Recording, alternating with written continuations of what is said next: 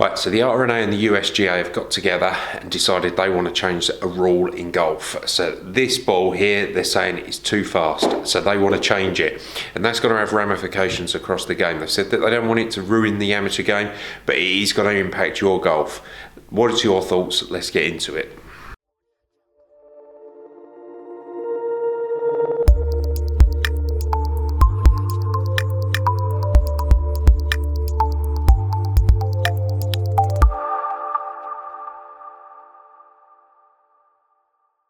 Right, so there's a couple of key points on this, and some players have come out and had their say, manufacturers have had their say, Titleist have released a statement regarding what they think about this proposed change, and some tour players have come out and said, and I just want to see what everybody, like you guys, think, make sure that you are aware and understand what impact this could have for you.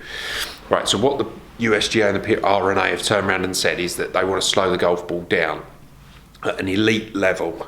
Now, first it's worth defining exactly what an elite level is. So we're not just talking, well, we will be talking PGA Tour, DP World Tour, but also your Korn Ferry, your Challenge Tour, Euro Pro, Ladies Tour, and elite amateurs. So anything that's got Wagger points on it, they're going to be affected as well. So it is going to have an impact on the game.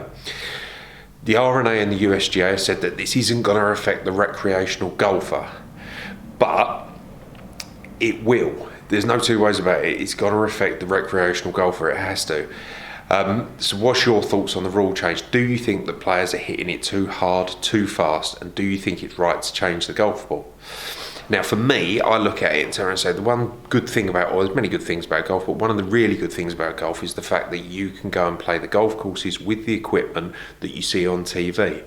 You can't do that in many other sports. There's a pretty good chance that you're never going to go and play football at Wembley. You're not going to, you're definitely not going to go round Brands Hatch in an F1 car. That's not going to happen. But you could go to St Andrews or Hoylake, where the Open is this year, pick up a set of golf clubs and a ball that's the same equipment as what you're seeing used at those events. That makes it accessible. So if you change the ball and give tour players and treat them something differently, then amateurs aren't going to get the same feeling as what they are. And ultimately, for me, another thing is going to be that if you change the golf ball and slow it down, you're not just slowing it down for the players that hit it the furthest, you're slowing it down for everybody across the field. And that's going to have an impact because you're not giving or taking the advantage away from the longer hitters and then giving it to the guys that are shorter. You're just taking the advantage away from everyone. And does that really achieve anything? So when it comes to the testing of the golf balls, this is key, and it's understanding what they're doing. So the proposed plan is that these golf balls are going to be tested at 127 mile an hour club head speeds. They currently test at 120. They're going to change that to 127. There is no player on the tour that averages 127 mile an hour club head speed. Averages. They can swing it faster, but no one averages that. They're going to change it so the launch angle is going to be at 11 degrees. Currently test at a launch angle of 10 degrees. That's going to have an impact. Again, the average tour player does not hit it with an 11 degree launch angle, and they want the spin rates to go up. That's what's going to bring the distances back in, so they want to increase the spin, so you're going to be hitting it harder, launching it higher, spinning it more, so then the ball's not going to go as far. But again, this comes down to, this is going to affect everybody in the field.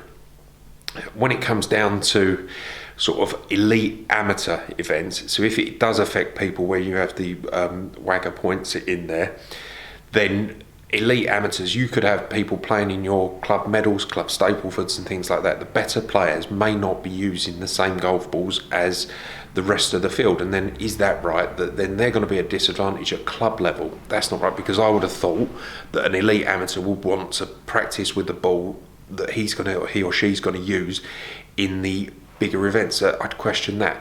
And the real reason why this is going to affect you, and it is going to affect you, these manufacturers are going to have to go out and develop and build these golf balls. So there's going to be a load of research and development, new machining, tooling, equipment, products and stuff like that. They're going to spend loads and loads of money developing these golf balls, and realistically the people that are going to use them are the ones that don't actually pay for the golf balls.